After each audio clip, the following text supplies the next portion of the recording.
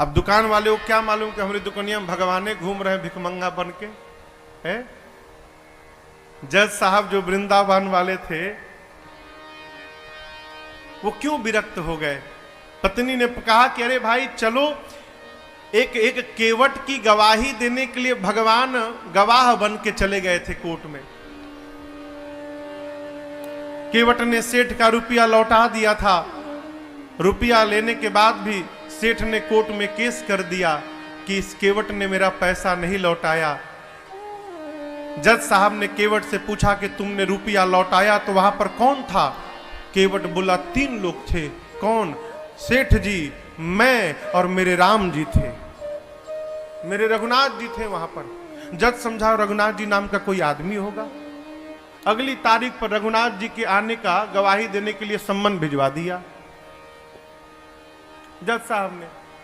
अब कोर्ट का संतरी पहुंचा गांव में, केवट जी गांव में, रघुनाथ जी कहां है, रघुनाथ जी कहां है। रघुनाथ जी हो तब न मिले। एक आदमी ने कहा देखो रघुनाथ नाम का आदमी तो नहीं है, रघुनाथ जी का मंदिर एक है जहां केवट रहता है। मंदिर के बाहर पुजारी जी बैठे थे। संतरी ने पूछा कि रघुनाथ यहीं रहता है क्या। पुजारी जी बोले हाँ भीतर रहते हैं। ये पकड़ो, उसके नाम का सम्मान है, इतने तारीख को गवाही देने पहुंचेगा कोर्ट में।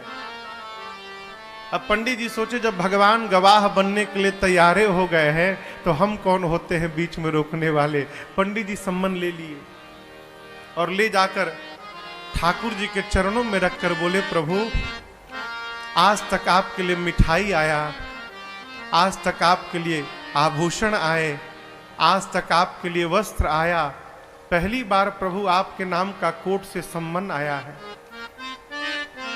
और बहुत विश्वास करके उस केवट ने जज के सामने आपका नाम लिया होगा प्रभु, उसका विश्वास टूटने मत दीजिएगा। जिस दिन तारीख थी ना उस दिन पंडित जी सबसे सुंदर कपड़ा ठाकुर जी को पहनाए। क्यों? आज ठाकुर जी कोर्ट में पहुंचेंगे तो भगवान सुंदर लगने चाहिए। भगवान फटा पुराना कपड़ा पहने, लाठी पकड़े, बूढ़ा स्वरूप बना के हाथ ऊपर करके हम ही रघुनाथ है पहुंच गए। और ऐसी गवाही दिए कि पहली हियरिंग में ही केस समाप्त। सेठ को सजा हो गई, केस तो समाप्त हो गया, लेकिन जज साहब डिस्टर्ब हो गए। सोचने लगे भाई आज तक तो ऐसा कोई गवाह आया ही नहीं जो एक ही बार में केस को ही समाप्त कर दे। कोर्ट से निकल के अपने चेंबर में गए, केवट को बुलाकर बिठाए। बोले ये बताओ कहां रहते हो तुम। रघुनाथ जी के मंदिर में मैं रहता हूं। तो जज साहब बोले कि जो रघुनाथ आए थे, बोले जी जी। तो उनको लगा कि वो मंदिर बनवाए होंगे। तो जज साहब बोले लेकिन तो गरीब लग रहे थे और लग नहीं रहा था कि वो मंदिर बनवाए होंगे।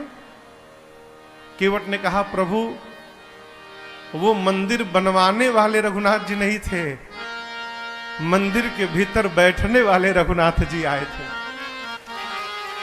जज की मति हरा गई हो, कांपने लगा। संतरी को बुलाकर बोला सही सही बताना तुमने किसको सम्मन दिया था। बोला सर माफ करिएगा सर, रघुनाथ नाम का आदमी नहीं मिला। रघुनाथ जी का मंदिर था, मंदिर में पुजारी जी को देके चला आया था मैं। तो जो आए थे वही पुजारी, नहीं पुजारी जी ये नहीं थे, दूसरे थे। जज को पूरी बात समझ में आ गई। घर गया और दरवाजा बंद करके जज साहब रोने लगे। पत्नी ने आकर पूछा क्यों रो रहे हो, पूरी बात बताए। पत्नी ने कहा इसमें रोने की कौन सी बात है। अरे मान लो धोखे में ही दर्शन हुआ, तुम तो भाग्यशाली हो, तुमको दर्शन तो मिला, नाचना चाहिए।